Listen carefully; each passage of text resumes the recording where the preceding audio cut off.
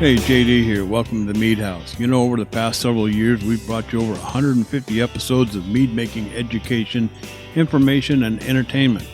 More than 100 guests have stopped by the Mead House, professional mead makers, medal-winning home mead makers, competition organizers, experts on yeast and honey, and brewers just like you and me have all visited to share their knowledge. Hey, the Mead House is produced for home mead makers and brewers looking for a bit of inspiration and information from the many guests and discussions we have here at the house. You can help support the Mead House by joining the Mead House Keyholder Club on Patreon. Just go to patreon.com and search for the Mead House. There's also a link in the show notes. For as little as $2 a month, you can become a keyholder.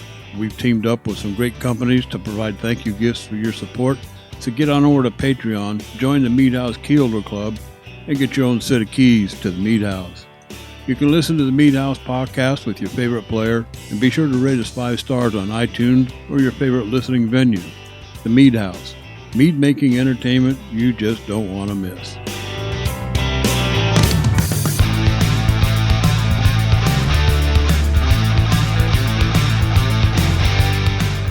So I got started on the shutters as Jeff and Ryan pulled up, and then I had to mow the lawn as they dusted off the bar stools.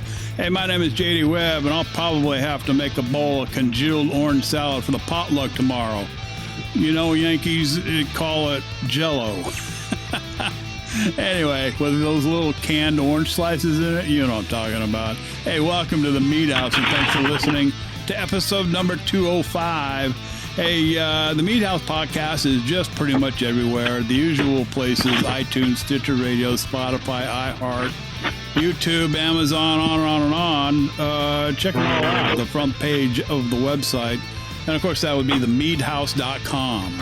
Hey, in this episode, here's another one. Okay, this time it's a former federal and municipal government employee who has degrees in history and chemistry. I told you they came from every corner of the workforce. And in this episode, we'll talk to Eric Depperdine of Zydeco Meadery in Kansas. And in segment 2, IronV 2021, lots of questions coming our way. It's coming our way fast, and it's not too late to get in. Jeff and Ryan have the 411 on making some quick mead so you can get yours in on time. And then, of course, we wrap the show with the Social Club. This is where we try to answer questions from mead makers with no formal expertise other than what we've experienced in our own brew house. All that and more here at the Mead House. First, say thanks to all the Mead House key holders who help keep the Mead House podcast free. We certainly appreciate you. You too can become a Mead House key holder and help support the show and get on some of that content, special content we got over there too. The last one we put up was a great interview with Ash and Evan and Matt and the guys out there at Sap House Meadery live from Ossipee, New Hampshire. Anyway, we've got some great thank you gifts to send out to you, plus a listing of, well, I just said, a listing of great keyholder only content. Get over to patreon.com, search for the Mead House, or just simply click on the notes in the show notes. All right, so hey, what are we drinking here tonight? I usually start it off, and tonight I'm double fisting it. Jeff, I got my box today. Was supposed to come yesterday. I wasn't home. Of course, you got to sign for the darn thing. And I talked to the UPS guy because he left a little sticker on my door. And, of course, on the back of the sticker, it said, all you got to do is sign for this, and, we'll leave the box. Well, he came to the door today and asked me to sign this little gizmo thing. And I said, well, you don't want the sticker? And he says, no, when it's alcohol, they can't just leave it, with the little signed thing. So found out something new today. So make sure you're home if you got alcohol coming in from UPS. I guess FedEx would be the same thing. But hey, what are we drinking? I'm double fisting it. Like I said, I did get my box. I'm drinking... this one is experiment number, oh, no, I can't even read the darn thing. Put my glasses on. Experiment number 2, 106.4, lemon thyme, 2106.4. Ash, you telling me 2,106 of these, 0.4, rendition to this, Lemon Time. Anyway, I'll have to talk to Axe about that and get some more info. This is a mead. Obviously, it's experimental. I did, Ryan, take quite a few sips before we got started. I get thyme and I get honey, although I'm kind of looking for the lemon. A little disappointed there. It does have a slight sweetness to it. Kind of an herbal-like taste, very mild. Like I said, I was hoping for kind of a lemony, zesty type flavor out of it, but still looking for it. Okay, so I cheated. I took one more sip. As it warms up a little bit of a vegetable, like what, carrots? No, vegetal kind of taste to it. So I don't know if this thing's still on the experimental block or not, but it's quite different. Now, in my other fist, it is Tequila Tuesday at my house, and tonight I'm drinking an extra añejo. This happens to be from Cazadores. It's a really good extra añejo for less than $100. They're becoming more and more difficult to find less than $100. Last I checked, Jose Cuervo de la Familia is going for a whopping $180 a bottle. Now, when I stocked up, I've got probably 6 or 7 bottles of it still at the house. I was only paying $100 for it. So prices are definitely going up. Cazadores, this one's about $80 a bottle. It is an extra añejo. Now, it's not aged in a bourbon barrel. It's actually aged in an American oak barrel, full on. So you get lots of barrel char, lots of that vanilla flavors, the caramels, a little bit of brown sugar, very deep. It's a really good tequila. And yeah, Ryan, I would probably make a margarita out of this. All right, I quit. I just had to take another sip of that. This stuff is really good, very smooth. You get the agave flavor right up front, the sweetness. Then it finishes with that barrel char, a little bit of that caramel and that vanilla kicking in. So Cazadores Extra Añejo Tequila is what I'm drinking, along with the experiment number 2106.4 Lemon Time from Sap House Meadery. Jeff, what did you put in your cup tonight, bud? I got my box on Friday, and unlike you, I happen to think the Kansas City UPS drivers are a little bit more lackadaisical when it comes to that whole an adult has to be here kind of thing. Yeah. I open the door and he's like, okay, yep, you're 21. Here you go. And as an afterthought, like he takes 6 steps back to his truck, turns around and goes, hey, what's your last name? Like, Schaus. Like, okay, that's the right guy. Thanks, bud. Oh my God. Well, I could tell you, I could go on and on. I could do an entire show about the UPS delivery here at my house. So, but anyway, that's another time. I'm sure. By coincidence, I am also sipping on this Lemon Time. I looked at that one and went, I'm going to drink that on Tuesday. Yeah. What do you think?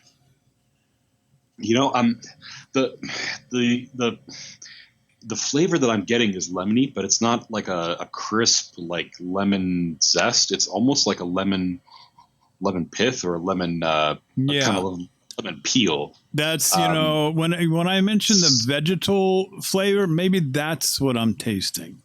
I think now that you say that. And there's a little bit of, there's that herbaceousness from the thyme too. It's interesting. I think of thyme generally because I put that in like chicken or pork or something like that. Yeah. Especially soups. Yeah. And, I was very curious to try this in a mead because I've been growing thyme in my garden for years and years. It's not quite what I expected as far as flavor goes, but it's still quite pleasant. I like the dryness of it, and I get the lemon, I get the thyme, I get a little bit of honey. It has a little bit of a pucker. A part of me wishes it was a little sharper, a little bit more acidic, but I think I can handle where it's at here, being as dry as it is too. Anyway, in my second glass, and you guys have heard me talk about this one too before, I poured a glass of my bourbon barrel Sizer. This came in around 12-14%. It sat in a bourbon barrel for probably a good 3 months. It's still got a lot of the bourbon character to it. I'm getting a lot of the brown sugar and the kind of the vanilla notes, especially, and they play real nice with that the kind of the apple tartness. A little bit subdued now that it's been sitting in a bottle for, a couple years. And on a hot day like today, I'm wishing I had taken the extra step and carbonated this, but otherwise it's still a pretty solid drink. Wow, sounds nice. Very good. Ryan, did you even have time to pour something in your glass after work today? I did. Or are you on the second, third one already? Yeah, no, you're not wrong there, but that's because I work in a drinking career. So, JD, that $100, $180 bottles. I mean, some people's retirement accounts don't appreciate that quickly. I know.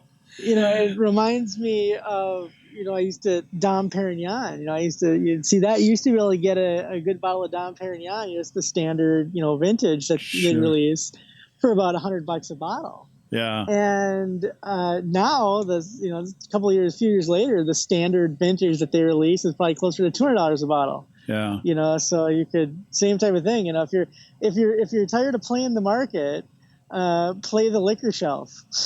Yeah, no kidding. Yeah. But what did you put in your cup tonight? Anxious to hear what you're drinking. All right. So, we all had kind of the same thoughts a little bit here, or at least some of the same things. Mead House North, a lot of people, it can get cold up here. It can get cold. I think 2 years ago we had a hard winter, and the frost layer, so for how far down the ground freezes, got down like 12 feet, which is, about 50% more than usual. So 12 feet down, the ground was frozen solid. But today, it's, it feels like 105 out. It's like there's always the temperature, which is like 96 or whatever, and then the feels like temperature when you factor in the humidity and the dew point and all that. Mm-hmm. And it feels like 105. So we get some big swings up here. And I thought, what's going to taste great tonight is going to be lemon. So I opened up one of my last bottles of Skeeter Mead, as I call it. And again, this is the a mead version of the famous or infamous Skeeter P recipe. And it's, my version is, of course, dry, and it's champagne carbonated, and is very, very refreshing on a hot July evening. So that is what is in my cup tonight. Excellent. All right. As JD said, our guest tonight from Zydeco Meadery and is Eric Depperdine. Now it's been a while. Les hacos sont passés. The soybeans aren't salty. Yes.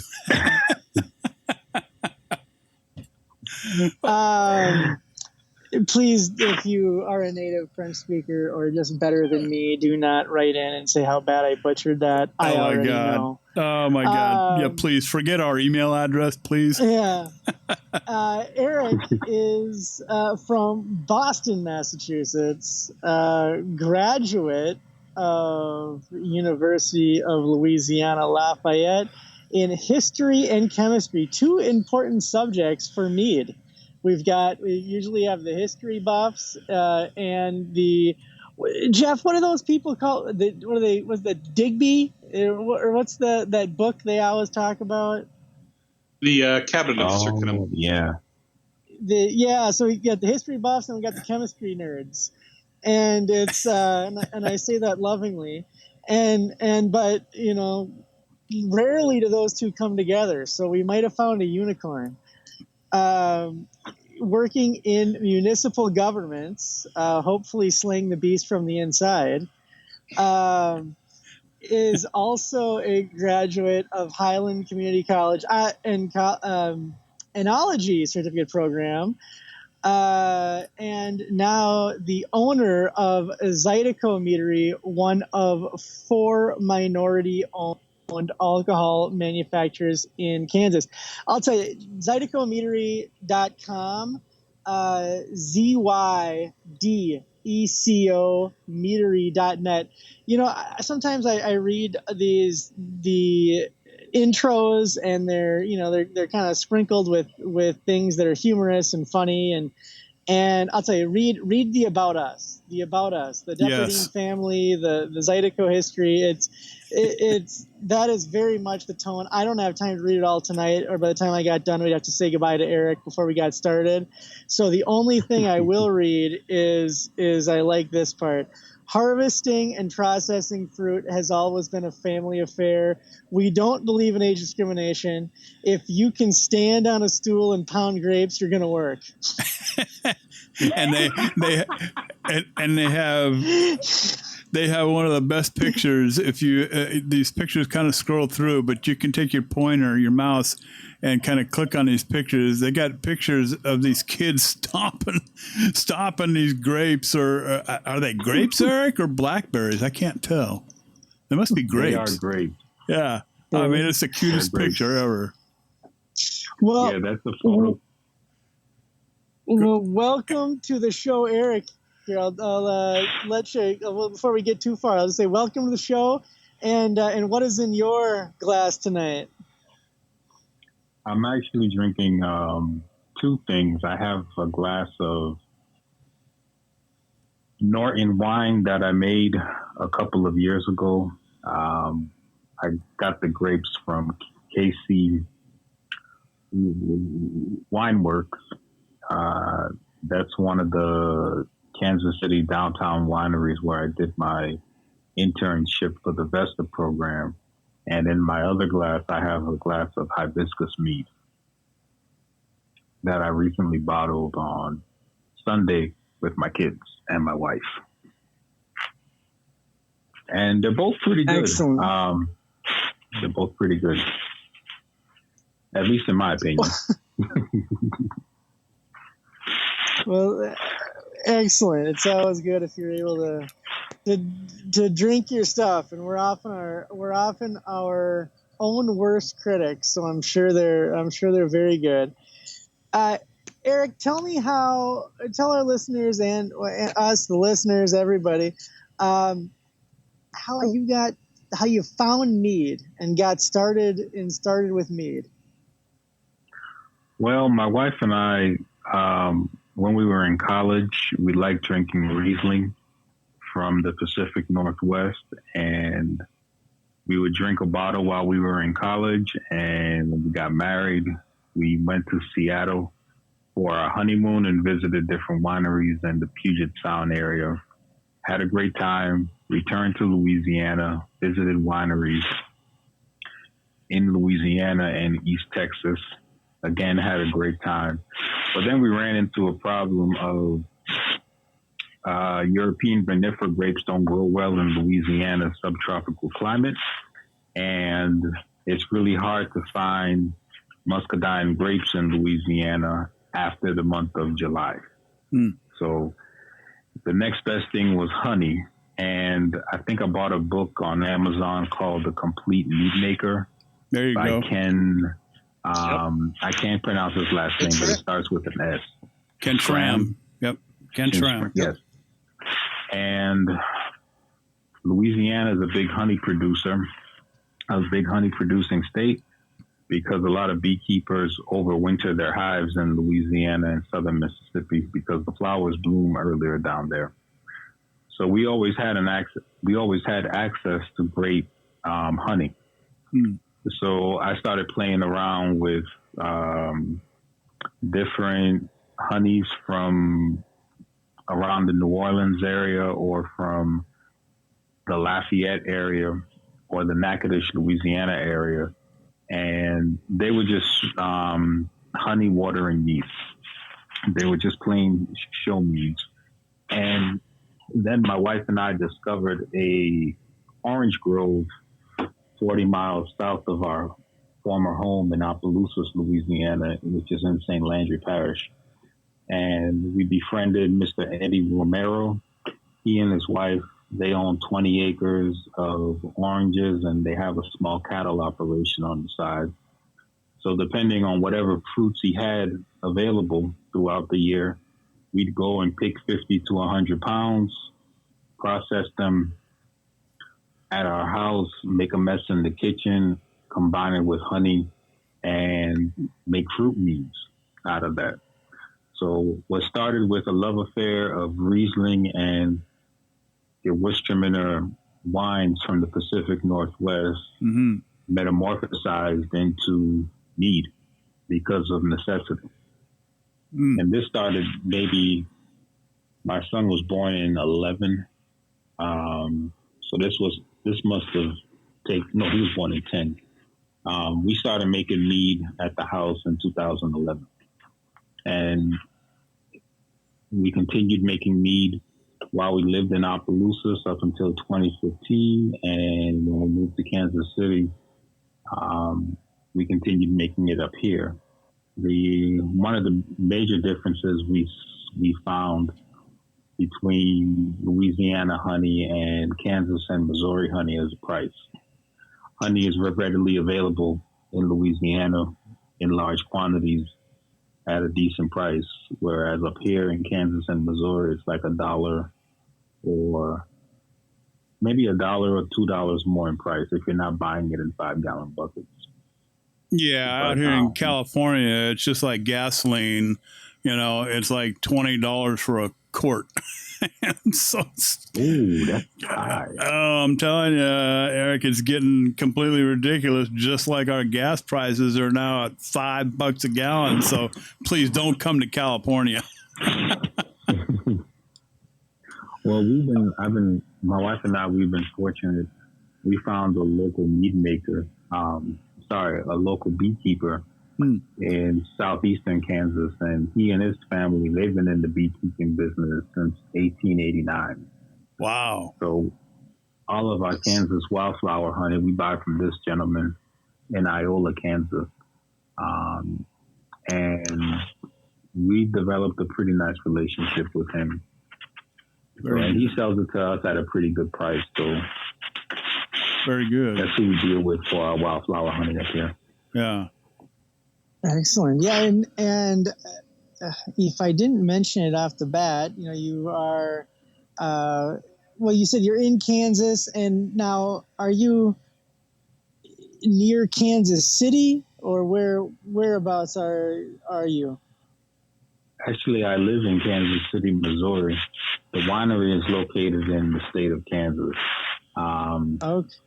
We have a problem of geography in this region. If you're not familiar with the geography of Kansas and of Kansas City, the city is bifurcated by the great states of Missouri and Kansas.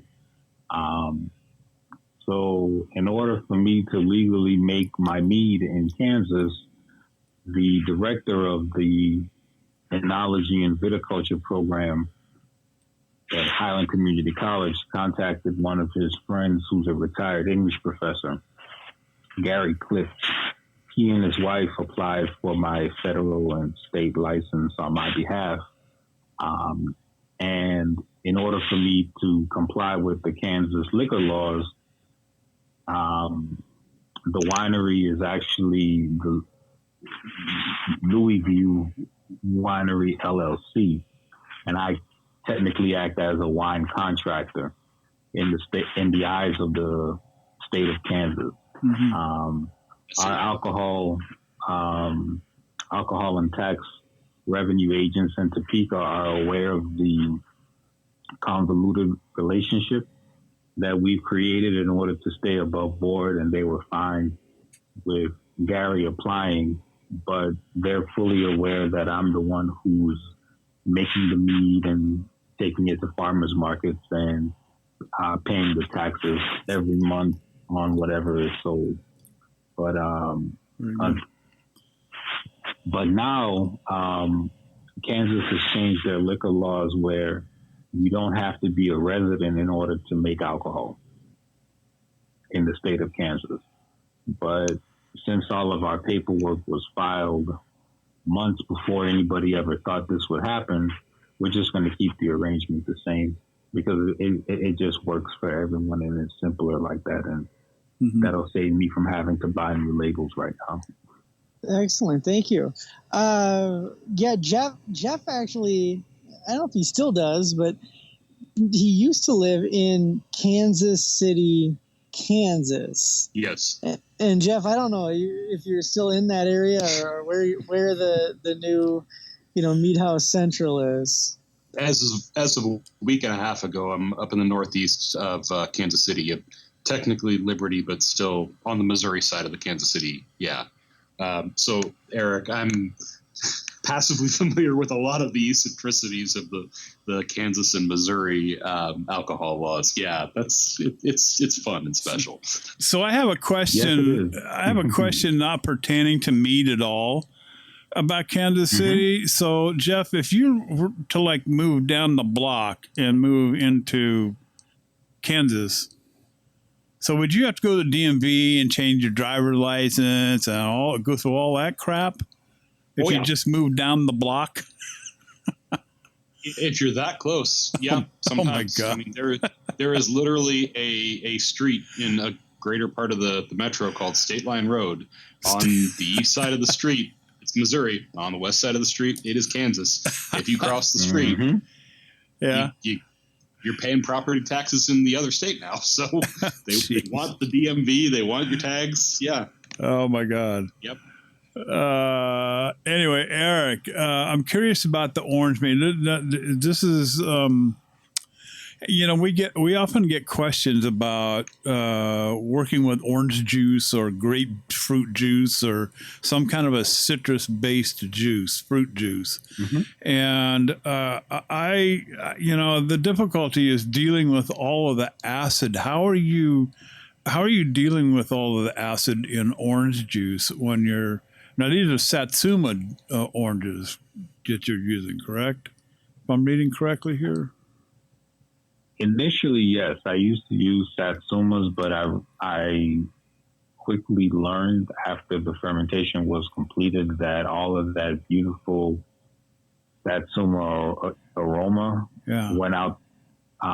It went out through the airlock. Yes. Yeah. All of those beautiful aromas bounded to the CO2 and went away. So instead, we switched to blood oranges, but then the blood oranges were too acidic. And Mr. Romero has a lot of Washington navel oranges.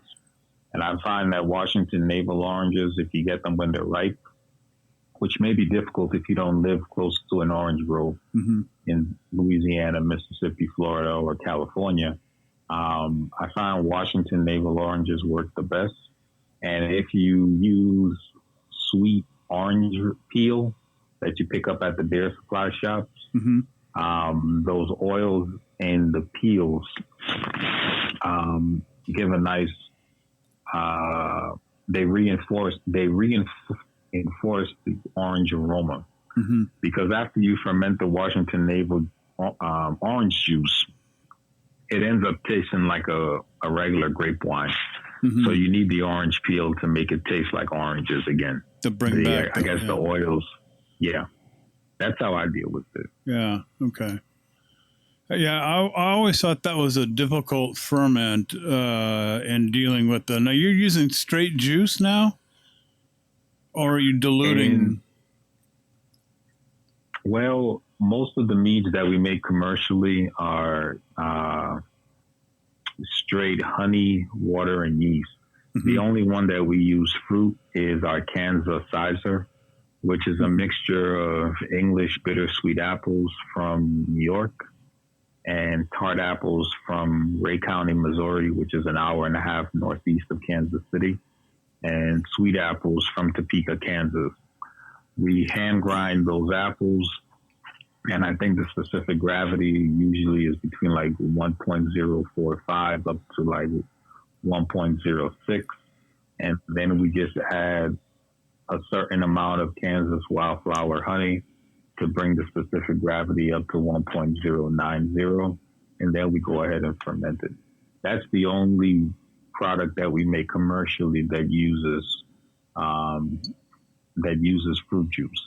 Everything else is just either wildflower honey from Kansas or Arkansas, or goldenrod honey from Louisiana, or cranberry blossom honey from Massachusetts. Yeah. I'm looking at your listing of meads on your website, Creole Queen, Ozark Beauty. I love these names. I mean, this is absolutely right from the Louisiana, Mississippi.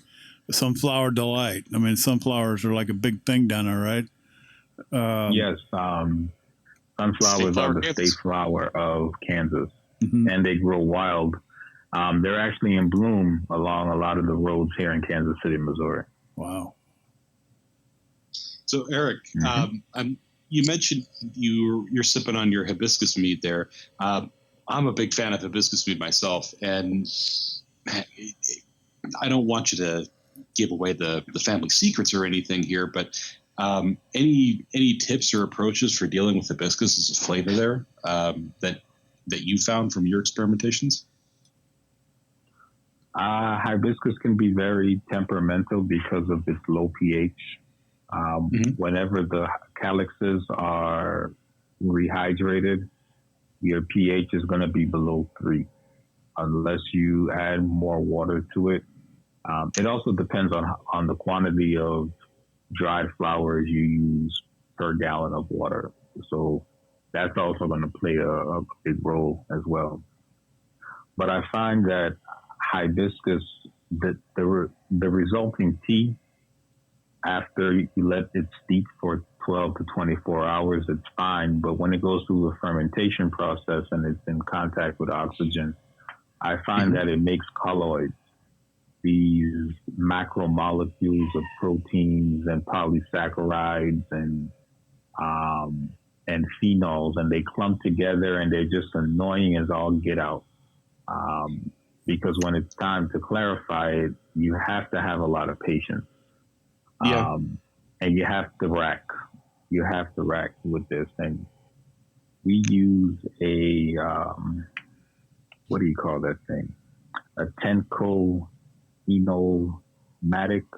And we have a series of inline filters that we use throughout the process. And that's our own personal equipment that we use. The college has its own larger 20-plate filtration system, but that's just too massive for the small quantities that I make. But sure.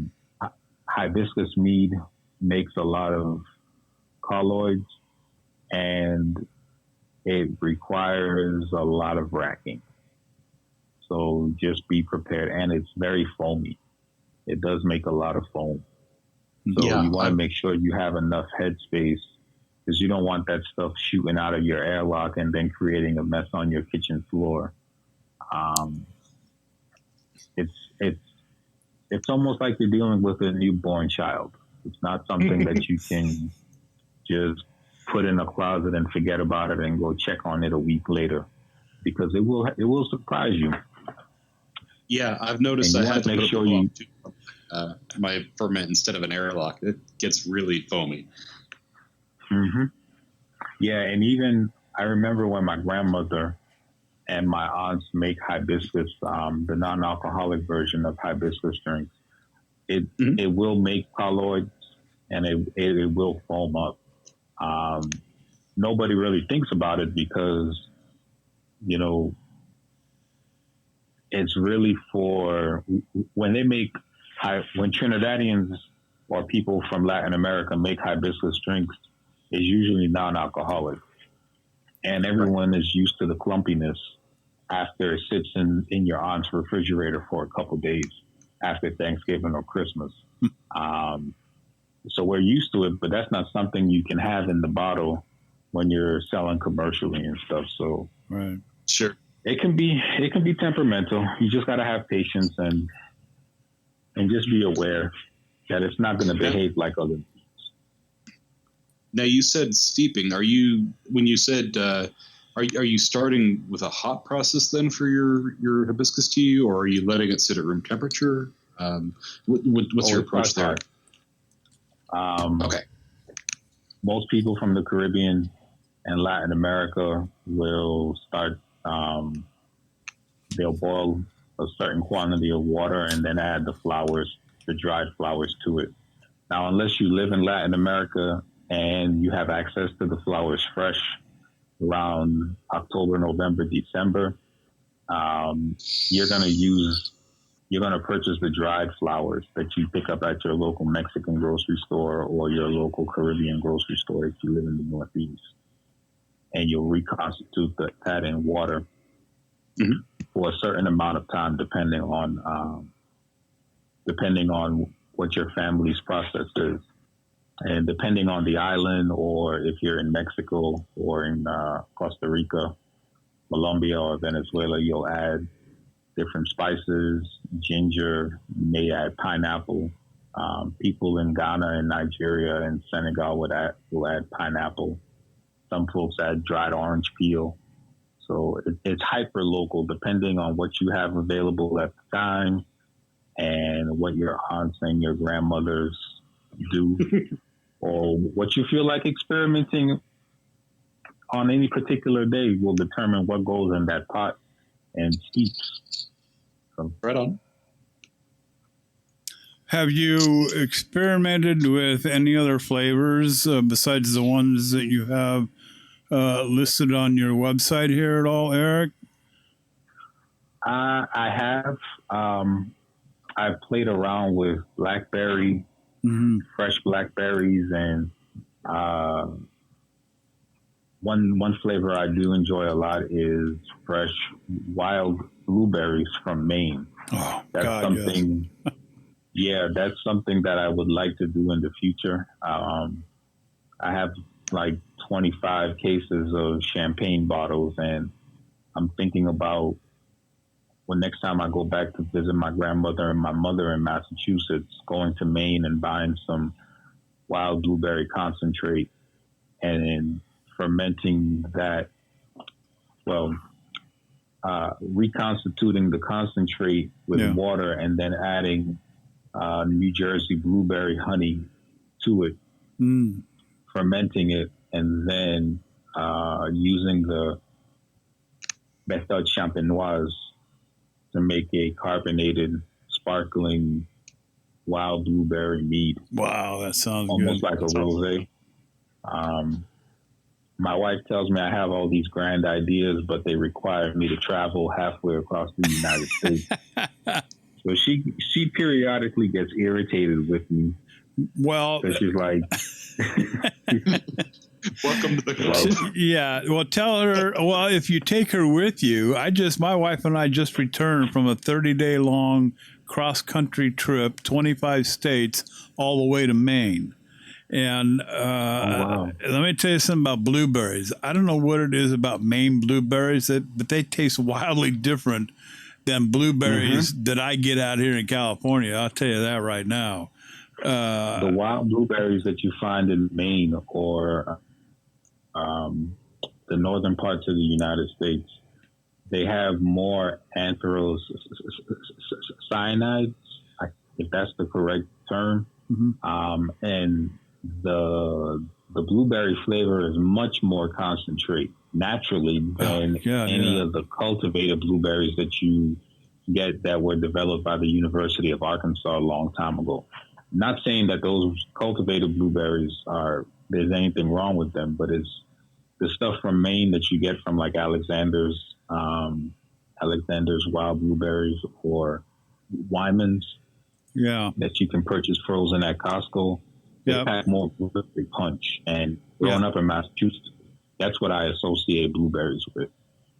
Yeah, exactly. I mean, I don't know what was it that we had to butcher, the original DNA of some of these, like strawberries.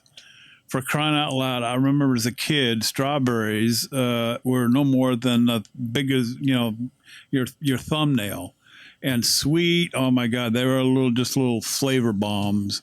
But these things that they grow out here in California, just south of me in Irvine, huge strawberry, and then up in Oxnard, probably the strawberry capital of the country out here. They're tasteless and they're huge. I mean, they're just simply tasteless. So I don't know what it is about science having to monkey around with. I mean, they did the same thing with corn years ago, tomatoes and whatnot. But you're right about the blueberry. I'm telling you, I never tasted a blueberry quite like the ones that I had at my sister's place up there in Maine. So what's on the front burner for Zydeco Meadery? Have you done anything with oak barrels at all, or oaking, or considered doing anything along those lines? We have. My wife and I talked about doing something similar to a Solera system, like what folks do in Spain with sherry.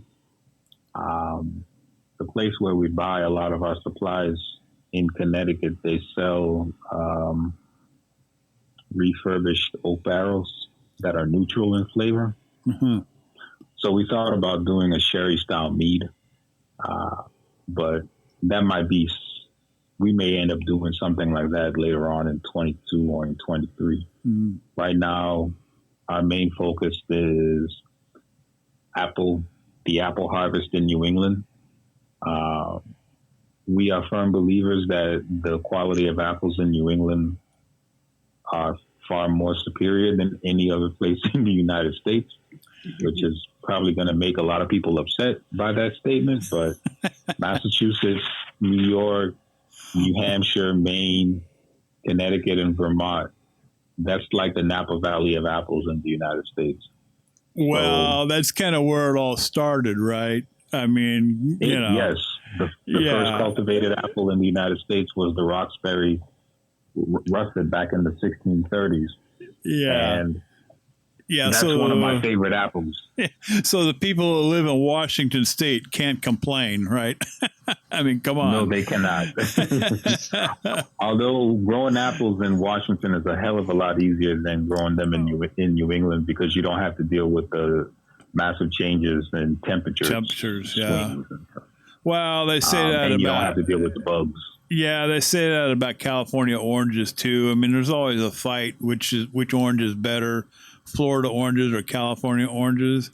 I mean, I'm Louisiana oranges. Yeah, well, I've never had a Louisiana orange to speak of, but I mean, I'm neck deep in orange country up here. I live in Southern California, so I'm only about 30 minutes away from all the frickin' oranges that I could ever stand to want.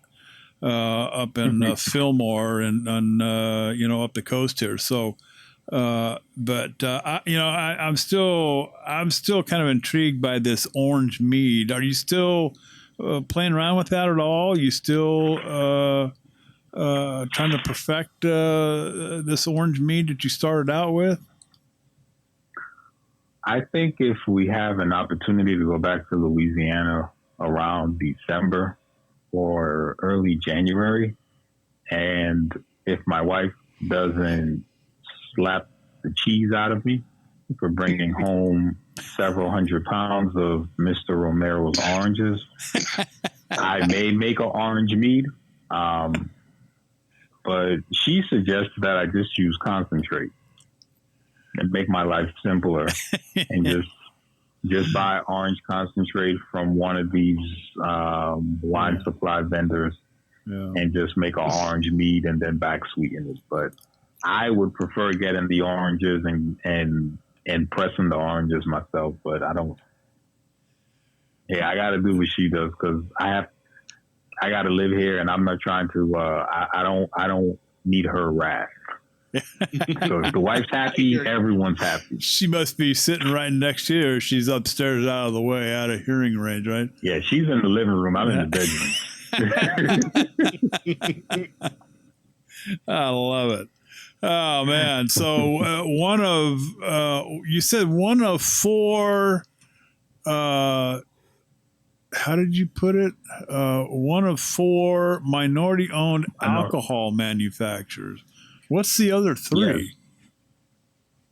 One of my former instructors, Malik Trivedi, he's an immigrant from India. Mm-hmm. And I believe Malik used to be either a pharmacist or a pharmacologist in a previous life, but he owns a winery outside of Lawrence, Kansas. If y'all watch football, the University of Kansas is located in Lawrence, and he owns a fairly large operation about 5 miles north of town. Very beautiful place, and he makes some really great French-American hybrid wines from Kansas, and he also buys this fruit from New York. And he also completed the Vesta program years before I did. Mm-hmm. There's also a gentleman down in Wichita that owns a company called Simply Sangria, and he makes sangria as well as grape wines, sweet grape wines, at his facility down in South Central Kansas.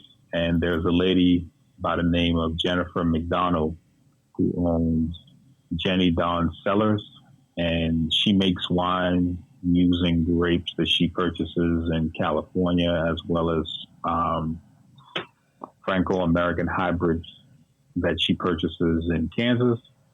And she just recently purchased several hundred pounds of blackberry. Her blackberry wine is pretty good, if I may say so. I think she just bought some last week, and she's releasing a new line of Franco-American hybrid wines on August 2nd or August 5th. I think she's calling it the Sunflower line or the Sunflower series. And she's having a big event down in Wichita. Not this weekend, but I think the following weekend. So there are about four of us here in Kansas that are trying to do something. More power to you. More power to you. Ryan, we're kind of pressed for time here, my friend. Anything else for Eric? Well, Eric, I got a lot more questions. I know, so do I. So do I, JD. Eric, thank you for joining us. I wish we could keep you all night long, but that just means we're going to have you back so that you can share more of your expertise and wisdom. Eric, the last question before we let you go. What advice would you give the home mead maker out there?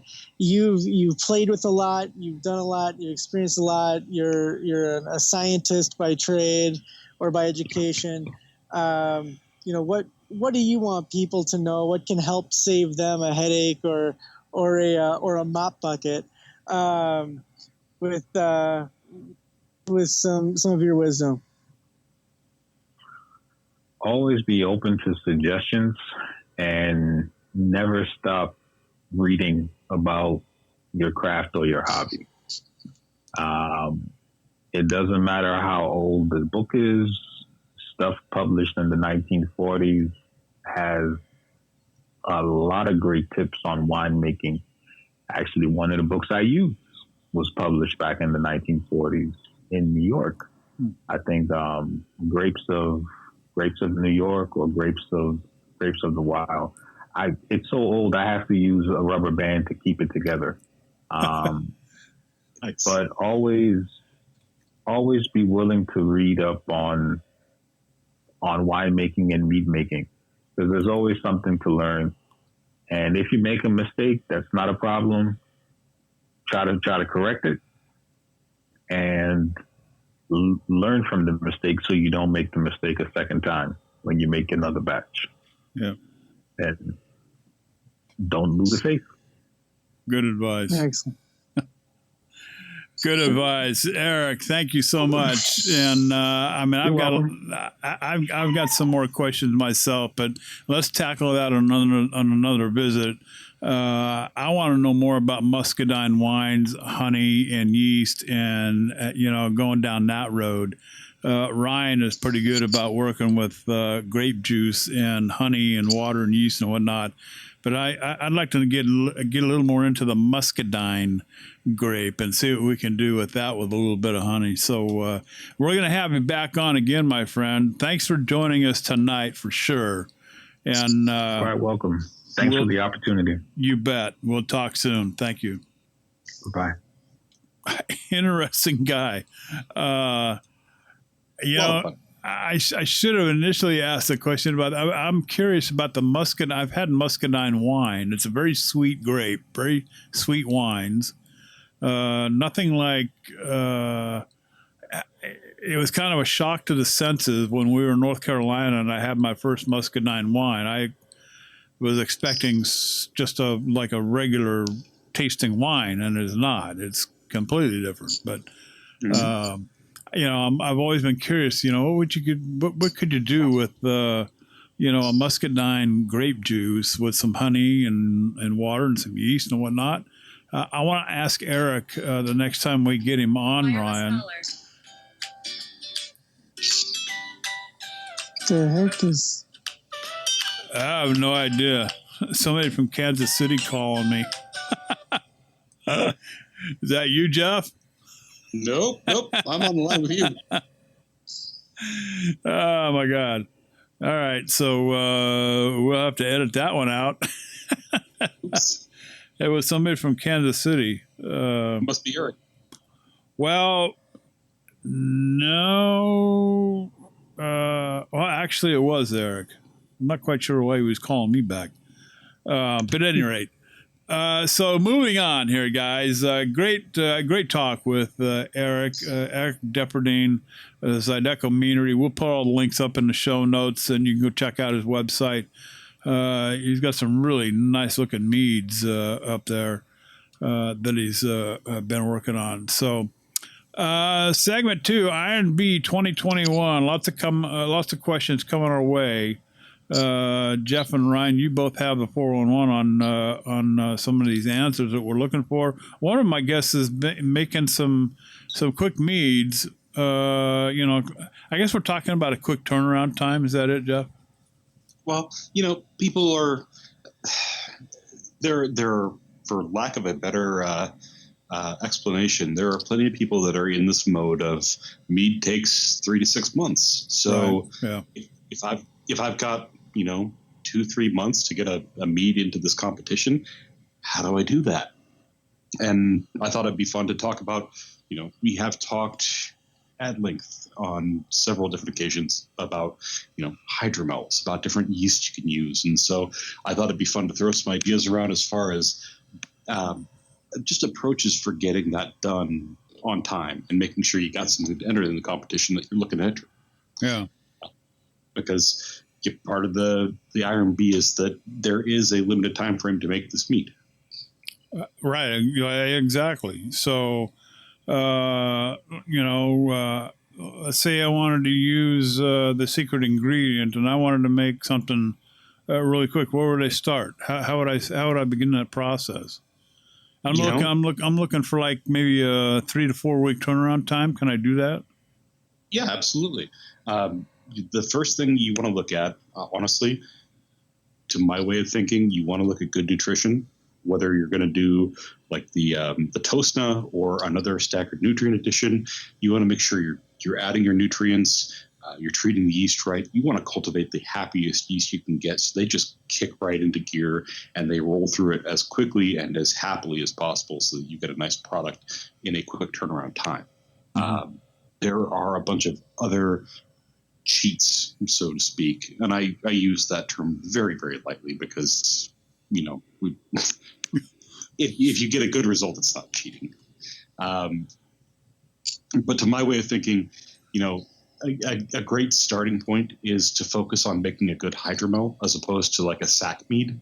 So make something in the 7 to 10% range instead of something in the 14 to 18% range, you're going to be done with that a lot faster, for one. For two, the flavors of the secret ingredient, herb, or spice are not going to have to compete with the alcohol, ethanol kind of burn that you can get in those higher ABV meads. So you can handle some lighter, more delicate flavors and things like that. That's a really good option for a lot of people that I know some people have taken advantage of in terms of this competition before. Generally, if you're doing a lower ABV mead, you get a much faster turnaround time than doing a heavy ABV mead. Yeah. You know, one of the questions that may come our way too, I mean, it might have been asked before, but something I've always been curious about is, you know, does a higher alcohol content produce a better mead?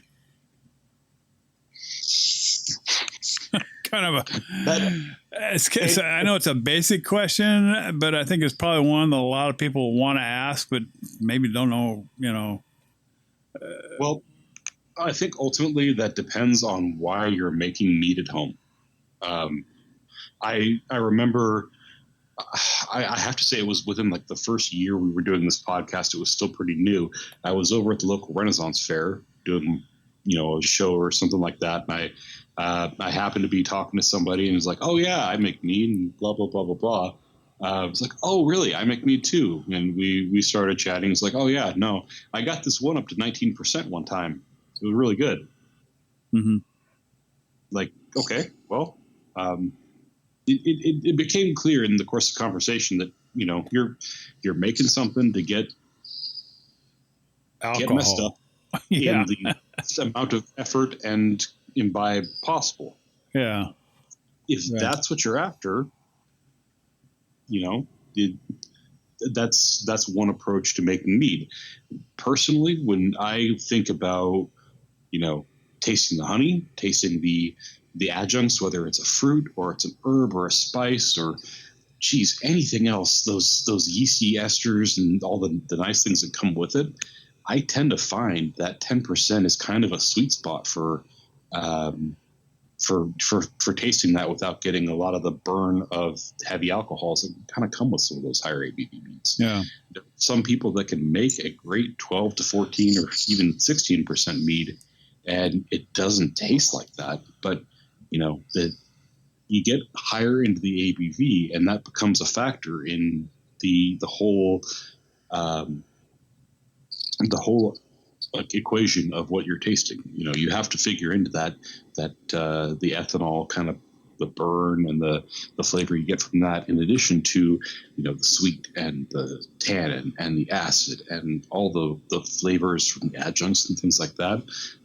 The more you add alcohol to it, the more that is going to contribute. So yeah. So what you know, I'm trying to lead this back into, you know, making these quick meads in time to, you know, submit for the competition. So Ryan, it's not necessary to run the ABV way up thinking that that's going to make a better mead, right?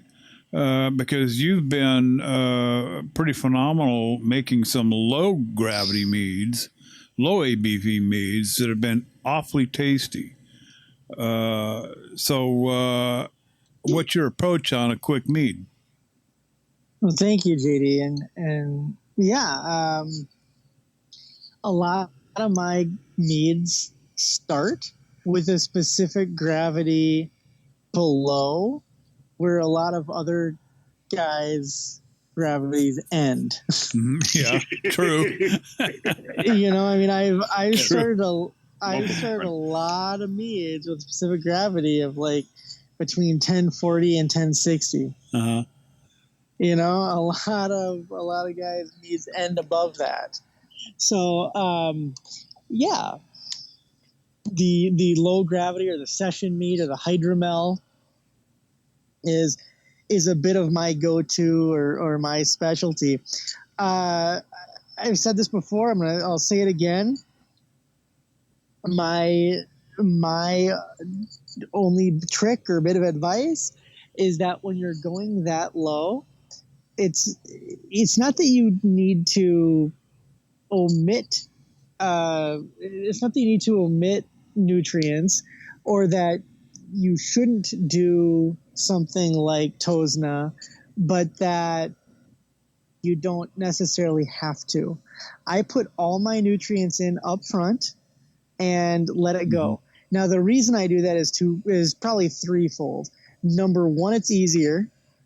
Number two, it reduces the risk of any sort of opportunity for infection. Every time you open your fermenter, you have a risk of introducing something you don't want in there, and so that's a big reason, unless you're making the big heavy meads that are going to sit around for a while, or go in secondary and tertiary and what else, that I go with my session meads, I go from primary fermenter right into the bottling bucket. There's no need to do anything else. You can, so it's easier. It reduces the risk of anything going sideways. And, those two reasons are enough. I don't want to bore you with a third. Well, yeah, the whole bottom line is here, trying to, give these guys a little bit of, encouragement. It's not too late, It's, okay. So two things, and I got, I'll try to keep these to mild tangents. Sure. I hope you talk about yeast as one of them. Yeast. Okay. I guess 3 mild tangents then. All right. Let's start with yeast. Yeast. What's really fun, we're doing hydromels and quick meads, and they go by all kinds of names: quick meads, short meads, hydromels, session meads, whatever. Yeah. Is you can use just about any kind of yeast you want: wine yeast, cider yeast, mead yeast, beer yeast. They can all handle gravities that are, but like I said, let's say 1060-ish is maybe an average, and all of it can handle that, and all of it can chug it out and pump it out, and there's no problem. I mean, just figure out the attenuation and the flocculation that you might want. Those are more things you look at on the beer side. And last week I said attenuation when I meant flocculation on how things might clear, but yeah. I already got enough emails on that, so thank you. But it really opens it up. The only thing I'll say on yeast is if you're using beer yeast, take the flavor and aroma notes with a slight grain of salt, because a lot of those flavor notes and aroma notes that are being described in those yeast descriptions are when you are fermenting it with barley. Mm-hmm. As soon as you change to another fermentable, whether you're using corn sugar or maple syrup or honey or whatever else, the yeast is going to change. That flavor profile and aroma are going to slightly change. So just be aware of that. If it said, this said it was going to have, tropical fruits and just tropical fruits, galore, and I don't quite get that. Well, again, that is being based off of a barley, a barley ferment. Grains, yeah. Okay, so that was number one. Number two, JD, I kegged a mead last week. Yep. Yeah, me. Wow. Wow. So we had a surprise. Do you remember how? Party. I do. I had to borrow the equipment. We had a surprise birthday party for Andrea. And you're not. I won't say it on air here because you're not supposed to talk about a woman's age, a lady's age. But it was a milestone birthday. And it was a surprise, and she was indeed surprised. Good. And I had a keg of short mead, hydromel session mead, ready to go on ice. There you go. And if you remember, this was the sideways lime ginger mead. Yeah. So it didn't get on the lime long enough, and it was very ginger. But now this day, again, this was like 100 plus heat index day, bone dry. But some people said they got some little bit of hints of sweetness on it. It must have been some perceived sweetness. Some of the more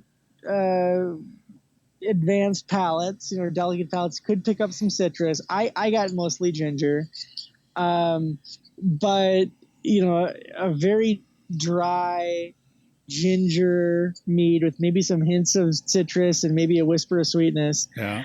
Or lime on there.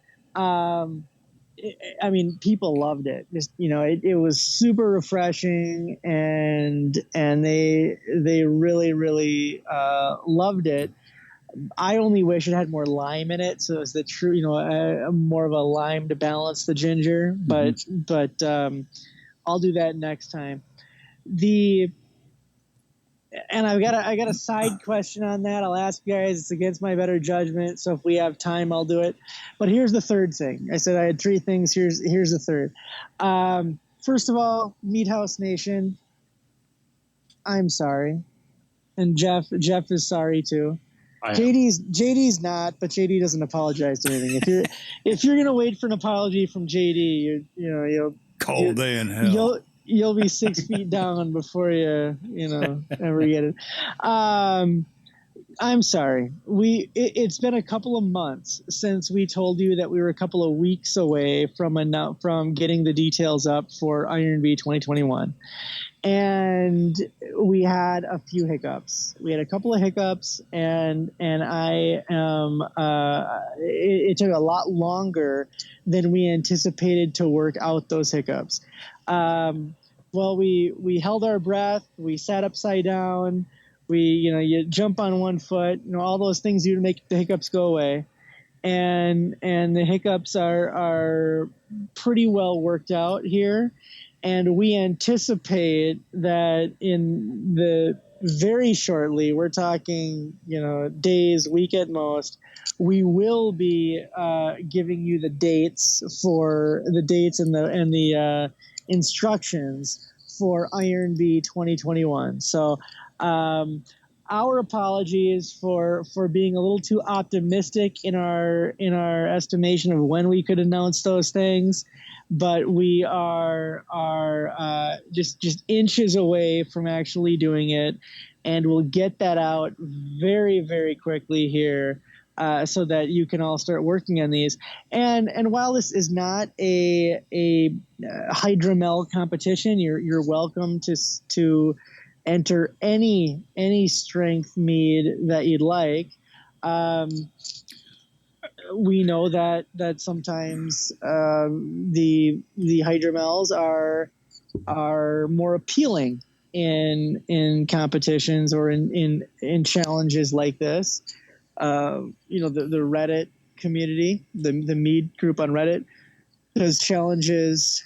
I think they're monthly, if I'm not mistaken, and I think the majority of those that I see come back are in that hydromel category, just because they're trying to turn them around so quickly. We're not going to be that quick. We're going to need a little more time, but I understand that many folks in the last 2 years have opted for hydromels, which is why we wanted to talk through that with you this evening. Jeff, to wrap this up here very quickly, I was thinking of yeast as Ryan was talking. One of the yeasts that could prove to be a very quick turnaround is, of course, the Kveik strain. Oh, yeah. Big time. Huh? Those Kveik strains are aggressive, to say the least. And, man, I think they're going to be punching out cockroaches in the nuclear fallout future where humanity doesn't exist anymore, because, wow, they're mean. Yeah. So I'm not going to give any suggestions here, but if I were staring down the turnpike looking for a way to make a yeast quick, I'm sorry, make a mead. Jesus, Jeff. Quickly. Make a mead quick. I'd look at that kvike as a yeast option there. I would look hard at that, especially with all the crazy strains that Omega's coming out with lately. Get them back on because they have some really fun stuff coming out. Yeah, I've got to get back in the swing of things. I've been kind of cruising around looking at different places. That's one of my stops. And kind of eager to get back into fermenting, some more adult beverages here at Mead House. What, west, southwest, I guess. Southwest, yeah. JD, I got one more thing to say before we get on. One more thing. Brewlosophy did a experiment on warm versus cold storage of beer, because that's what they do is beer. And they were trying to mimic, if you're transporting a beer, and it's not cold, does it impact the flavor? And we've always talked about this. We've always talked, I've hesitated sending you guys bottles in the summer months because I don't want them to, be damaged, so to speak. And I have had some damage before. I've had them when they sit at extreme temperatures for a length of time. They have absolutely, had decreases in their flavor quality. Brewlosophy said that at a week, they were unable to come up with a statistically significant, change in flavor. So as long as you don't use probably the cheapest shipping out there, I think I can get you guys some bottles here that should preserve their flavor. Good stuff. All right, moving on here. Let's get on with the social club. But before we do that, I want to say hey to Kyle Piccarilli. He joined the become a key holder at Patreon. Also, John Rafter also became a key holder here at the Mead House. Welcome on board, guys. And Laura Scott. I have to say that, Laura, thank you for listening, because I have to repeat what she said in this email. She says, love the podcast and laugh while learning. Well, like I said in the lead-in, this is probably one of the most entertaining brewing podcasts that you probably want to listen to. At any rate, hey, let's get on with it. Social Club. First one up, guys, and this is kind of left over from last week. We handled that great big one. Should I cook elderberries first? My brother-in-law has an elderberry bush on his property and conned me into making elderberry mead. It's like my neighbors con me into brewing beer all the time. I've seen people say you have to cook them first. I've also read that the fermentation process will take care of any toxins in the berries.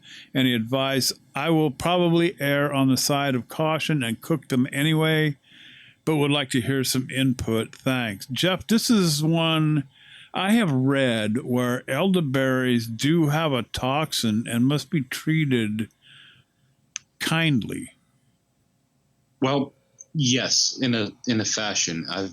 I'm told, and bear in mind, this could be hearsay. I am not a toxicologist or a doctor or any kind of medical professional.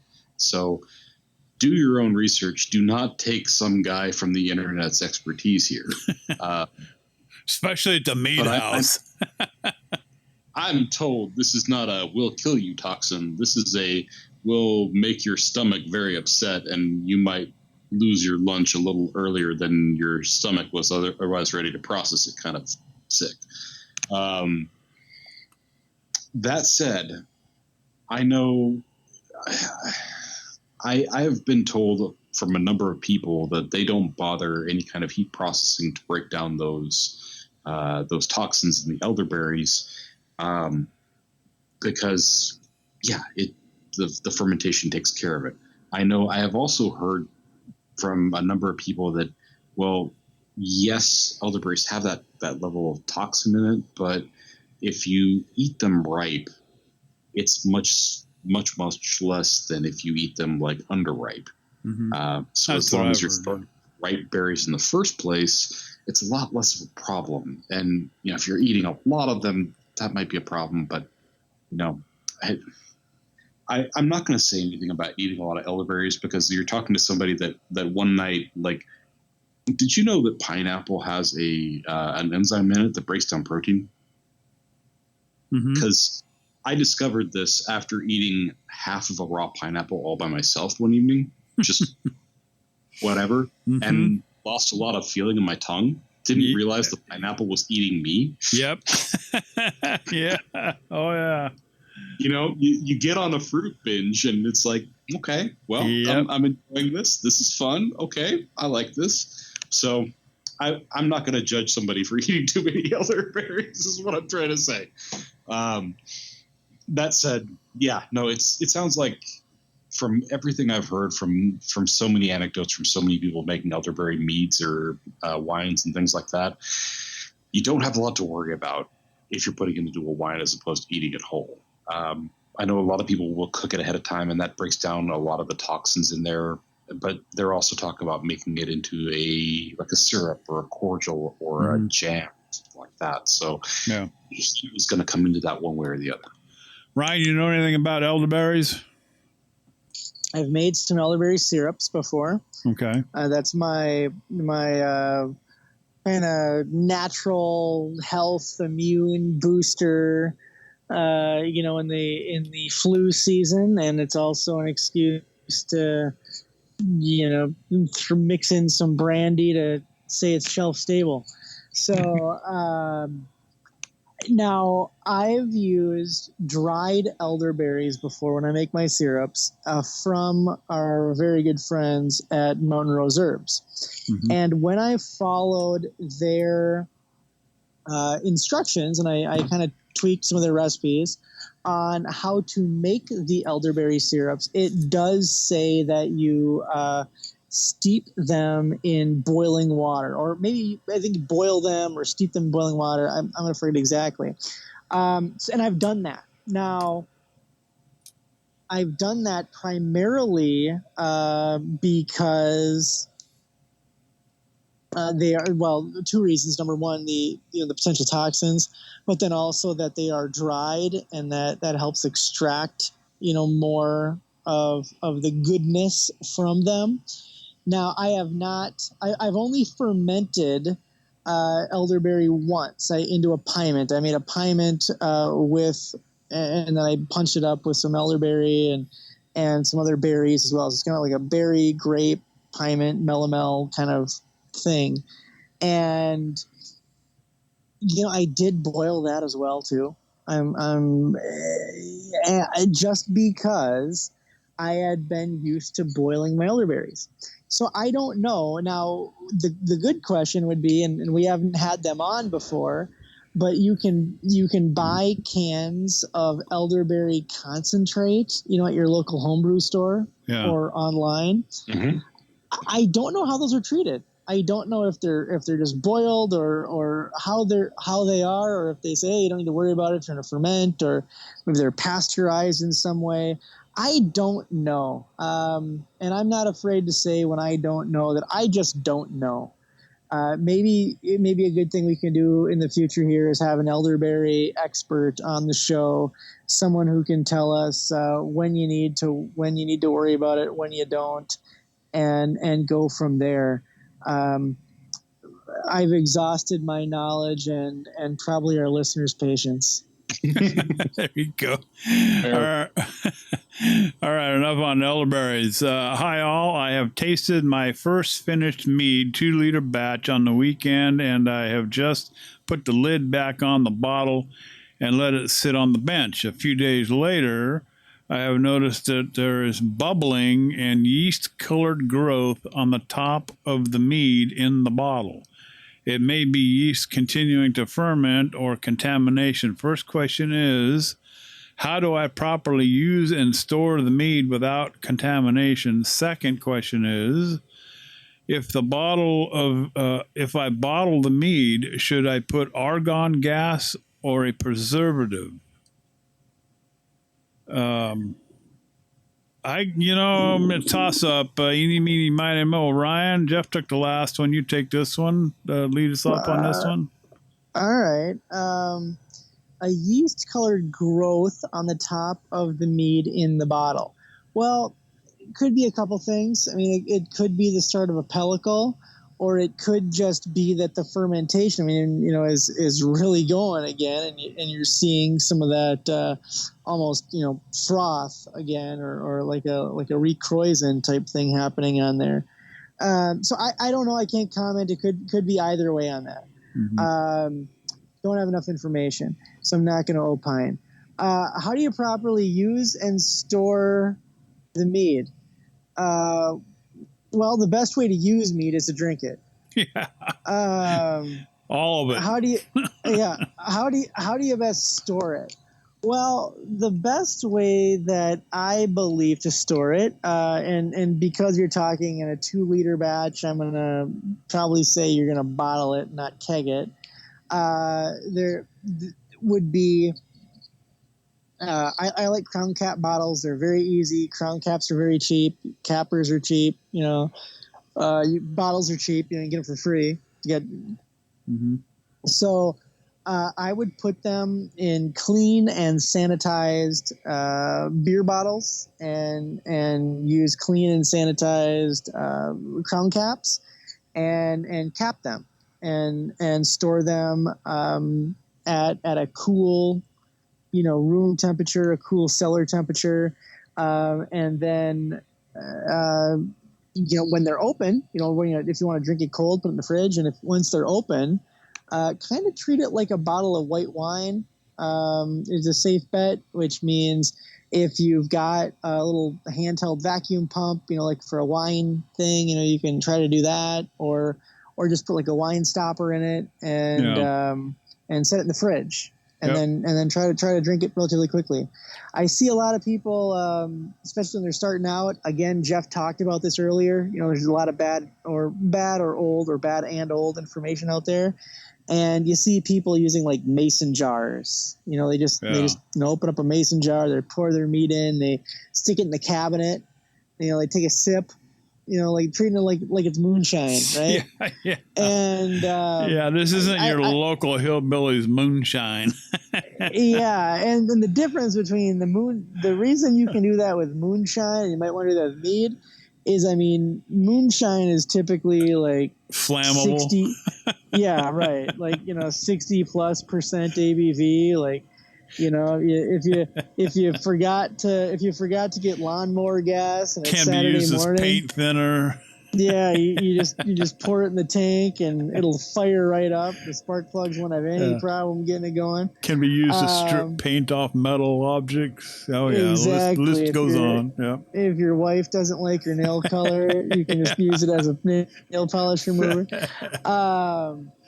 If I bottle the mead, should I put it on argon gas or a preservative? Well, I mean, unless you're bottle conditioning, I recommend stabilizing your mead. So if you want to bottle condition it, that means it is completely finished fermenting, and then you put it in a bottle with a little bit more fermentable. And again, the Northern Brewer bottle conditioning calculator is a great one to use. Then you cap it and you're good to go there.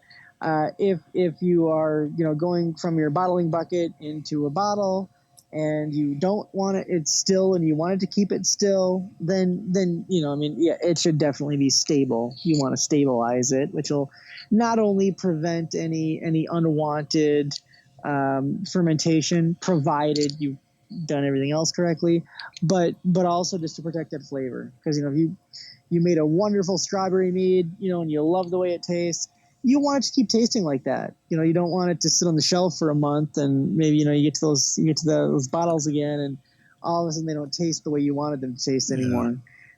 So that's where I'd go with that. Very good. Gonna throw this in your way, Jeff. I'm gonna skip way down near the end here, simply because we only got about 3 minutes left here. fermented molasses and ginger. Thoughts, experience. Fermented molasses and ginger. Well, experience, no. Thoughts could be interesting. I mean, you've got molasses, which, we know is a primary ingredient in what eventually becomes rum. We've got ginger, which is a tropical, it's not, I guess it's not an herb or a spice, really. It's what the hell is it? Well, it's a root, right? It's a rhizome, but it's a root. But it has that tropical flavor to it, and you see that in a lot of like Southeast Asian cooking and a lot of like Caribbean cooking, and it's a pretty expansive flavor palette. But I could see that working really nicely. I would want in small. The thing that strikes me about this question, though, Jeff, he's talking about fermented. I'm reading it straight off the deal here. This is hot off the press. Fermented molasses and ginger. Thoughts, experience. So I'm going to guess he's talking about fermenting molasses, water, and honey. I mean, molasses, water, and yeast. So that's kind of a different thing, right? What I would suggest, is we're the mead house. We're talking about making mead. We're not talking about making a sugar wash for a rum. So I'm going to suggest that he is talking about making a mead that incorporates some molasses and some ginger. And I think as adjuncts to a mead where you're still going to be tasting the honey, could be interesting. Could be fun. Yeah. I think it's totally approachable for a flavor profile, and I would maybe want to throw some tropical fruit in there, but that's me. The molasses and the ginger ale by itself could work just fine, and I would highly encourage you to try it and report back. info@themeadhouse.com as to how you like it. Yeah, Ryan, real quickly, fermented molasses. The only thing I'm looking at here is if you've ever had a good spoonful of molasses. Now, I love molasses, but one spoonful is about all you want to do because it's some pretty powerful stuff. So once you put it in a vessel and start fermenting it, the sugars, of course, are going to get burned up and ate up by the yeast. That's kind of a no-brainer. What you're left with is that bitterness that you typically taste with molasses, right? So I'm thinking like Jeff's thinking that this has got to be an adjunct, not a bulk fermentable. I hope. Yeah, right. And JD, you were going right where I was. There's several different grades of molasses. There's the they typically think it's called like mild and full and blackstrap. Blackstrap, yeah. And what that means is how many times it's been refined, basically. How many times they put through the centrifuge. Yeah. And how much the how sugars heat, they're pulling out of it.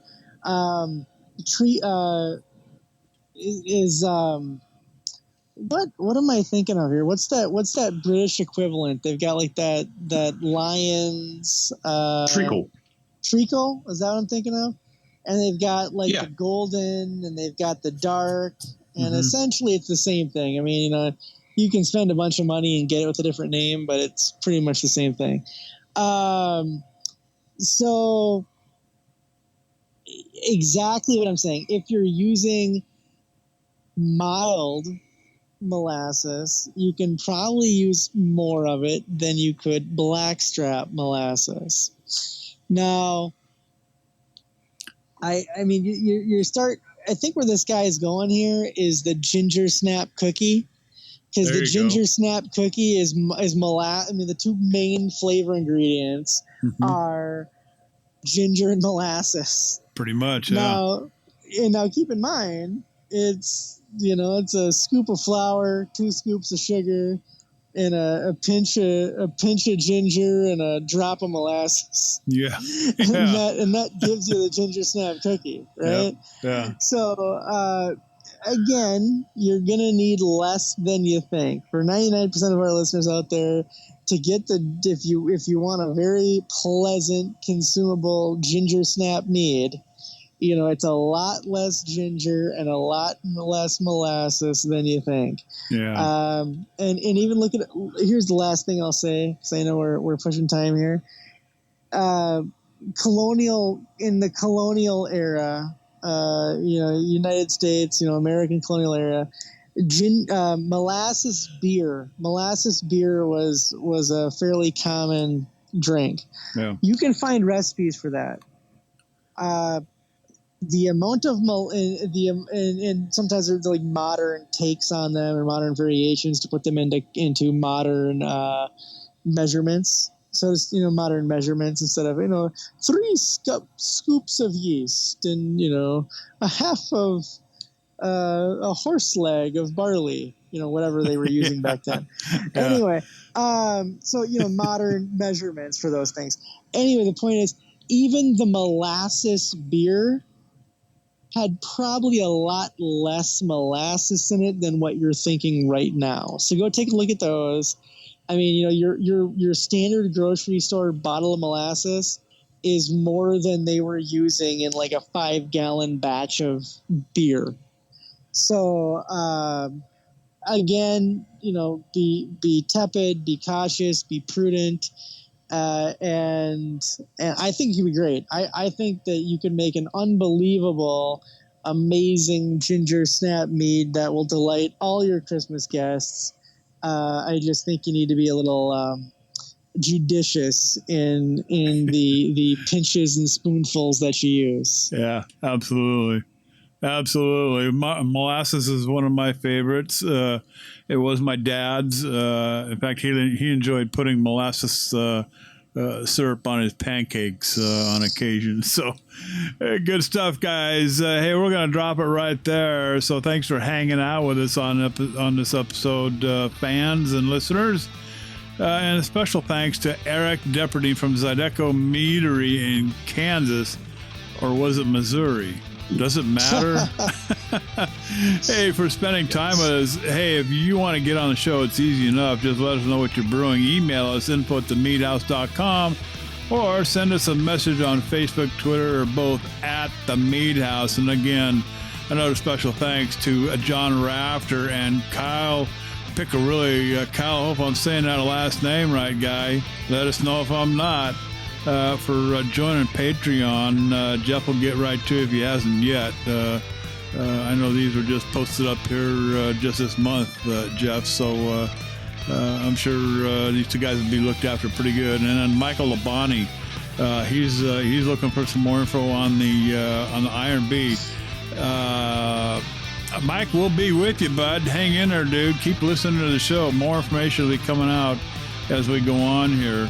But hey, it's been a fun episode, and I guess we're going to get out of here. So in the meantime, happy mead making. That's going to be it for this episode. Ryan, flip the lights off. I need to find another just get somebody to do this like on a, one of those radio voices. So in the meantime, happy mead making. That's it for this episode. Type thing. Ryan, flip the lights off. Do you know anybody? Is Dan LaFontaine still around? In a world. Oh, yeah. Anyway, Jeff, slam the door shut. Hell, I'll hit the lights. We'll see you next week right here at the house. We're gone.